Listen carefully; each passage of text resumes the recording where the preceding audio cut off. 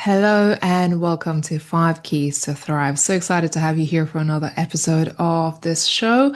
And today we are talking about the five keys to making strategic moves that every woman in business needs for success. And my lovely guest today, which I'm very excited to introduce to you, is Lawana Bradford. Hello, Lawana. How are you? I'm doing well, Raimonda. Thank you for having me. Where are you joining us from today? Atlanta, Georgia, United States. Yay, I love it. I love that we have our guests and, of course, our audience from all around the world and also learning different things. So, today we're really talking about the keys to success for women in business. And I know you yourself as a serial entrepreneur and really well accomplished woman in business and innovation. This is going to be an incredible conversation to be had today. Looking forward to it. So, for our listeners today, I just want to give a quick introduction of my guest today. So, Lawana Bradford is a powerhouse serial entrepreneur, global leader, and trailblazing changing agent with over 30 years of strategic experience. And her work accelerates growth, innovation, market position for federal agencies, private enterprises, and entrepreneurs worldwide. She is an award-winning strategist and financial analyst, and she's also a recipient of prestigious Presidential Lifetime Achievement Award for dedicating over 40,000 volunteer hours to advancing women and supporting initiatives that uplift and empower women. She's also a five times international best-selling author, a speaker, trainer, philanthropist, and an artist, and she champions transformation, proving that profound change in life and business is achieved on bold strategy at a time. And that is what we're going to be sharing about, what we're going to be talking about today. Lawana, welcome. And why is this important subject that we're having in this conversation today? It's so important because the one thing that is constant is change. And right now, our world is in rapid fire with change like never before. When you go back and you think about business transactions from the beginning of time to like the 1700s, right? It was the agrarian, the barter system, and then we keep on advancing, advancing. Well, what's happening is as we change the business landscape, the time between change becomes shorter and shorter in Mm. cycle. And it's so important that we realize in order to remain relevant, we have to be tapped and tuned into not only our industry, but our networks around us, understanding the financial acumen so that we can not only survive, but thrive in spite of the change. Yeah, certainly the change in so many ways. And I feel like we as business women constantly have to either keep our finger on the pulse or just be aware of how can we adapt all the time. And sometimes you wonder, where do I even begin? Because it's change is so rapid. Exactly. And Yeah. sometimes we become resistant to the change, right? Because we're so used to the way we did things. And it's like, I don't want to let these comfortable slippers go. But it's imperative that we are resilient. And it's not so much pivoting. Sometimes it's just the methodology in what you apply in order to get to the end goal.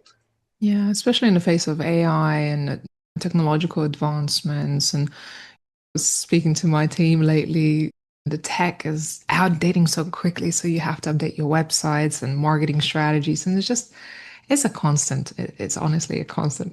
It's a lot. Yeah. So I'm curious to dive right in. But before we begin, I just want to ask you how do you work with people now? What is the core of the work that you're doing right now? I actually have three bodies of work.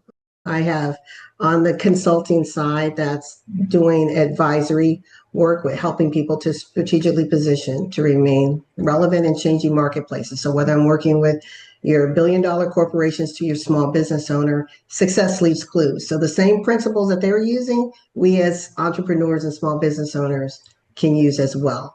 And the other thing that I do is 19 years, I can't believe that I'm celebrating in the commercial investment mortgage space. So that's my other lane that I operate in. And then I'm a media personality just like you. So I serve by amplifying the voices of entrepreneurs on our platforms to help them to share and reach a broader audience, because I think together we can achieve more. And that's a platform to do it.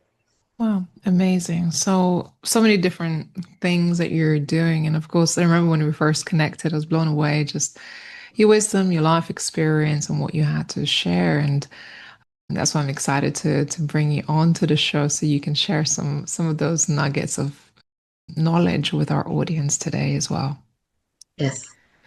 So let's dive right in. Let's talk about the 5 keys to thriving, make strategic moves every woman in business needs for success. And yeah, I'll hand it over to you. Yeah, so to make it simple for the listening audience, I thought, well, let's just put it in an acronym, which is STORM.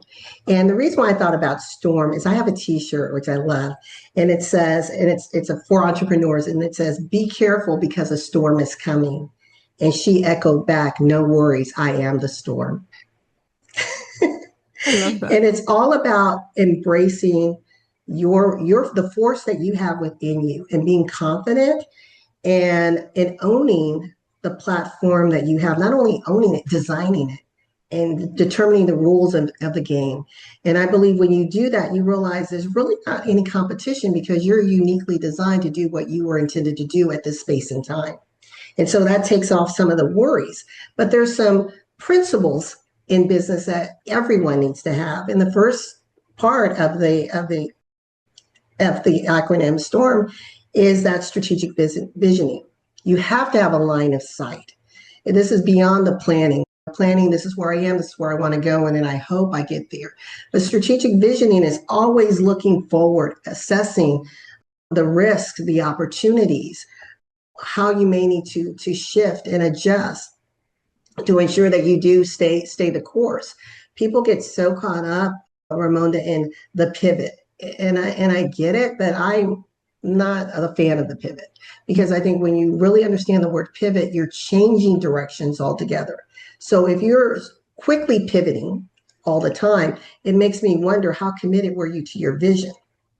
Because a vision doesn't require a pivot. You're still facing the direction. The mode in which you get there may be different, right? I love So that. whether I'm walking or taking an airplane, it's still transportation to get me to the end goal. So that's a very, very simple example there. Yeah. Yeah. I love that. Vision, it contributes a lot. And when you have a sense of direction, where you're going, then it's like you get clarity in the steps you need to take. But until you, sometimes people go on this journey and they wonder, trying Mhm. different things to see what works. And this is what tells me they don't really have that vision or the plan where they're going. And as you say, continuously pivoting because they don't know where they're going to start with. So that's a really good first step, actually, to have that vision and make a commitment to it. Yeah, and what you just said, making a commitment, you own it, right? Abraham Hicks talks about being tapped in, tuned in, sold out for your why. I mean, it should drive you so much that no matter what's happening, you still wake up with excitement. You still wake up with tapping into your higher faculties of imagination and innovation. And you find a way, even though change is happening, it's like, okay, I see the change, but this is where I'm going. And I know this is my purposed direction. Yeah, yeah, that's amazing. Okay, let's move on to number 2. Number two, T, is trusted networks. I cannot emphasize how important this is because no man is an island or woman, right? Every man or woman is a piece of the island, a part of the main. It means together we can go farther. I can sit and spend all day long by myself, but if I have the right partnerships, strategic partnerships, community relationships, and I'm learning from those shared experiences, and I can leverage them to get to where I want to go. Even trusted networks include your clients because you can learn how well you're doing in business by the feedback you're getting. And I'm surprised that many small business owners really don't want to hear what the clients have to say. Mm, they're interesting. not they're not putting a their finger to the pulse. It's like, well, they're good. I know they're fine. They haven't complained. Well, the average person doesn't complain. They just don't. But if one does, that one represents how many who may have experienced your product or service. And I just encourage people lean in, learn from it. How can you better serve them? Because that's what we're in business to do, is to serve them. It's not about us. It's about them. Yeah, listening.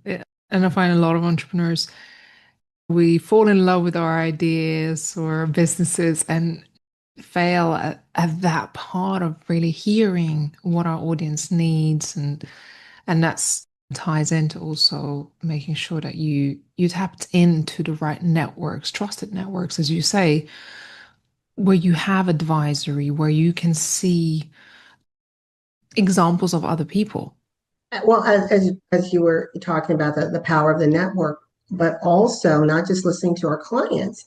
Part of that network are those who've been there, done that, and got the T-shirt, as I like to say, our coaches, our mentors, our consultants, those who are where we want to be ultimately. So it's being able to listen to them, right? Sometimes we've got to check ego at the door and realize I don't know everything, and that's okay. But how much faster and farther can I get if I lean into the excellence that has gone before me? Yeah, that is so powerful. And sometimes it can be a game changer to get one piece of advice from someone who's been there and done that. And that could be $1 million advice. Exactly.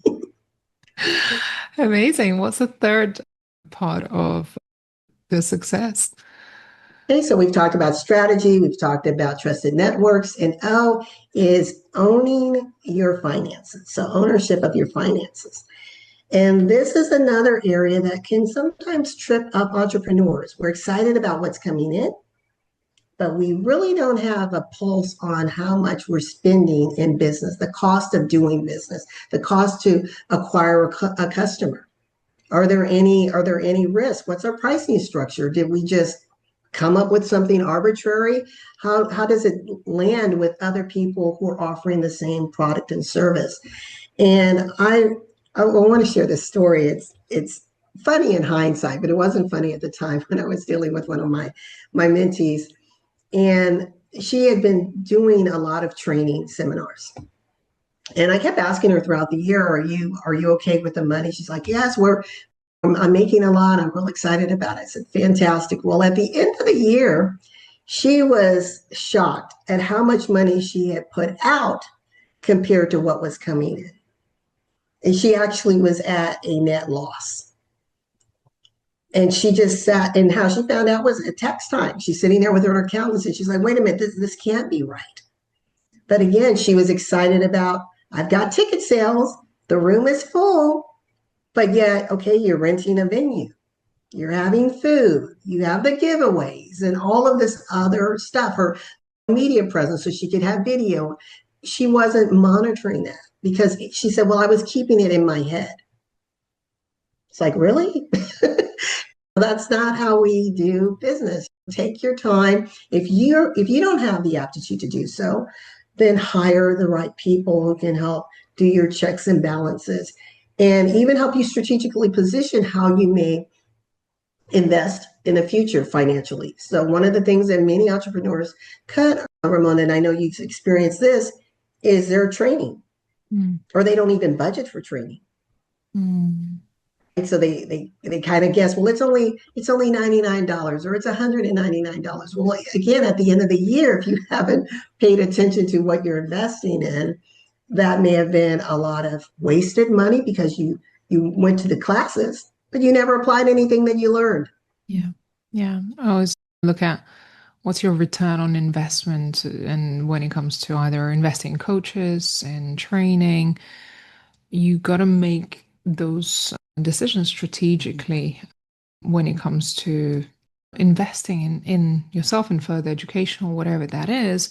What is your projected return on investment? And I've certainly over the last several years have been making much more well-considered choices in the way we invest in that.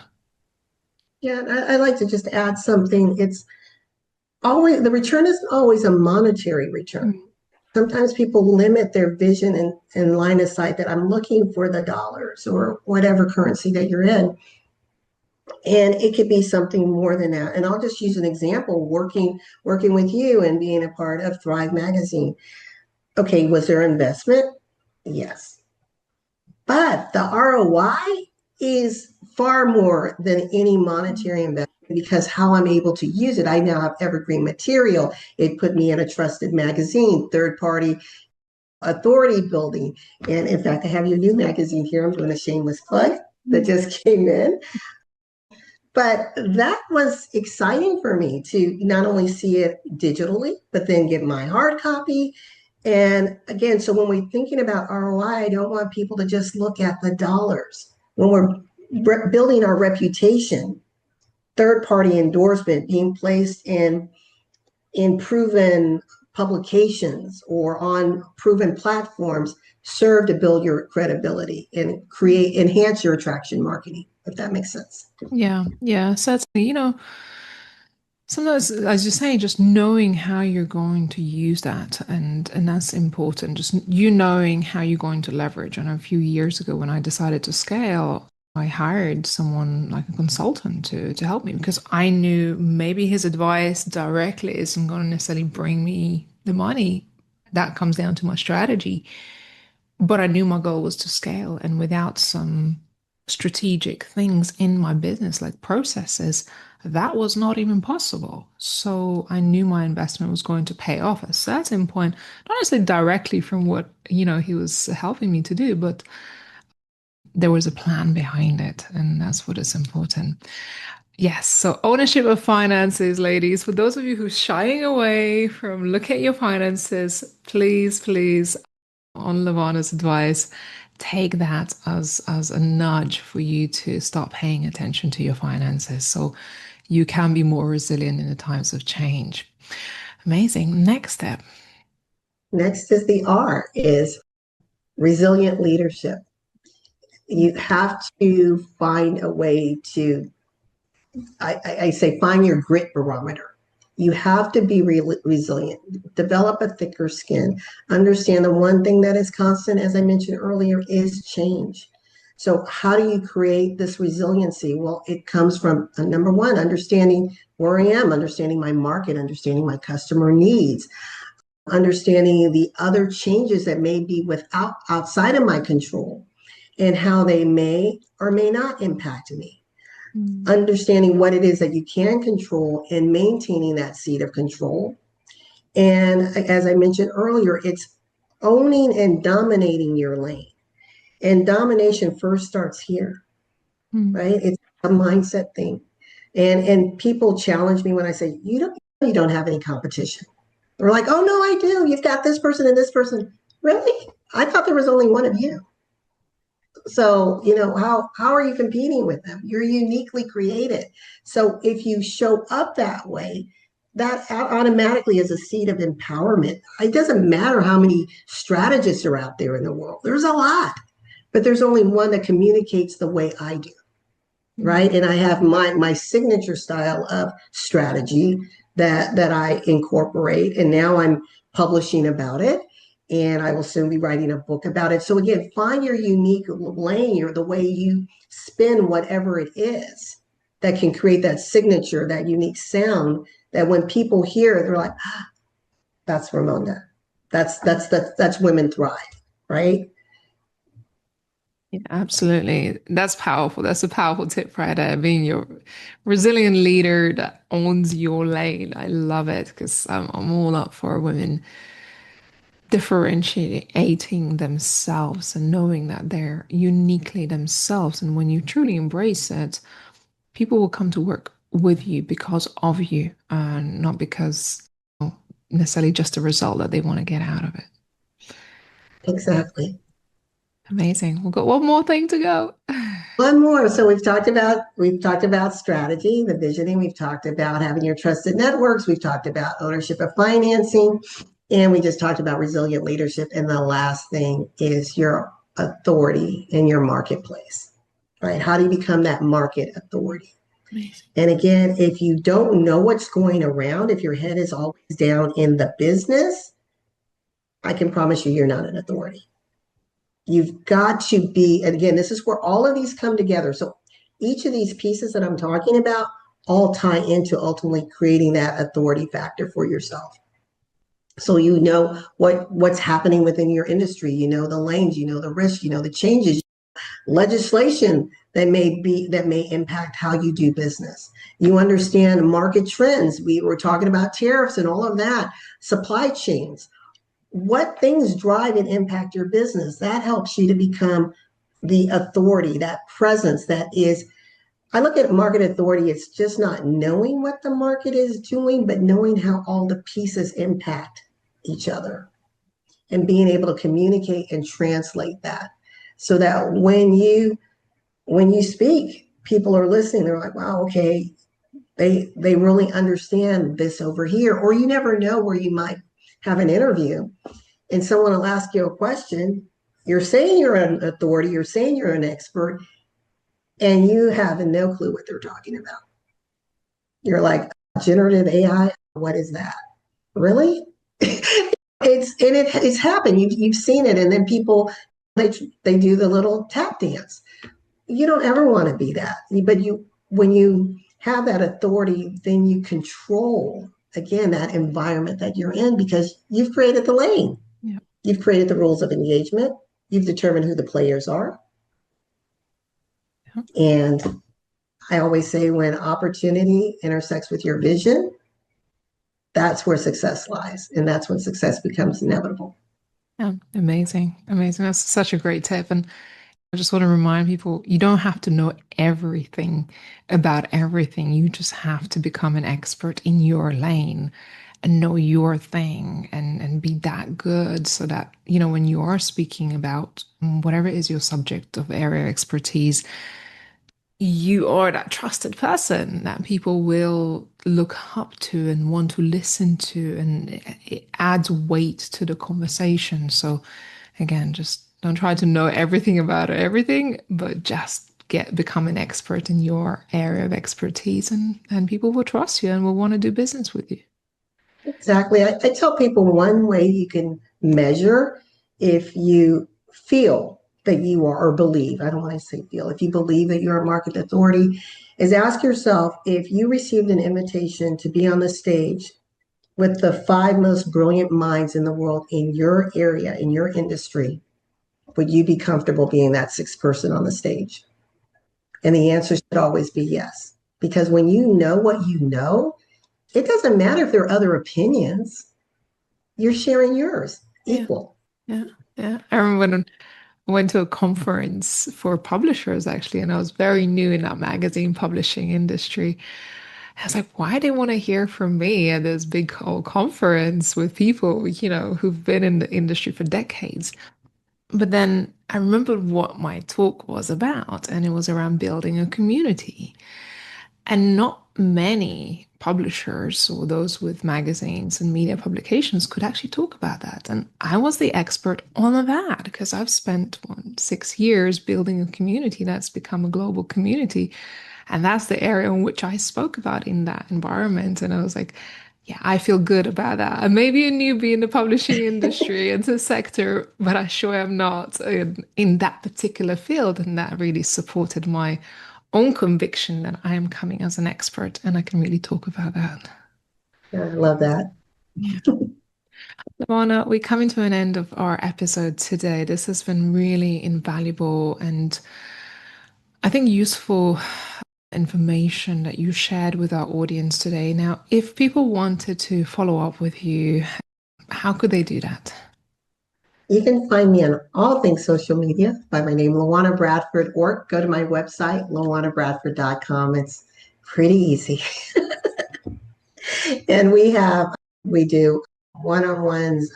I do, I'm a consultant, so I look at where your gaps are and help you to figure out how to create that bridge, how to fill that gap. My goal is to teach you to fish and then let you go off and do great and wonderful things. So a little different from a coaching standpoint, even though we do offer some coaching, it's really coming from a consultative lens when we work with our clients.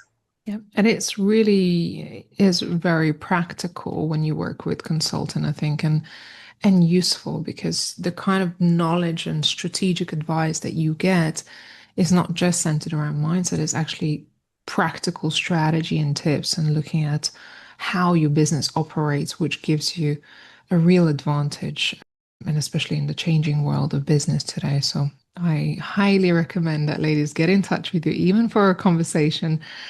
So, ladies, if you have been listening to today's episode, leave a comment below. Let us know what stood out from this conversation today for you, what you would be applying into your business today. And again, do reach out to Lawana for further conversation or potentially working together. Lawana, thank you so much for sharing your knowledge and wisdom today. Thank you so much for having me, Ramonda. Appreciate it. It's great to see you. And to all of our audience, if you have enjoyed this episode, do make sure you share it with your audience, your followers, and come back for more episodes at 5 Keys to Thrive TV at Women Thrive. I'm so excited that you were here with us today, and we look forward to seeing you again on another episode. Take care for now. Bye bye.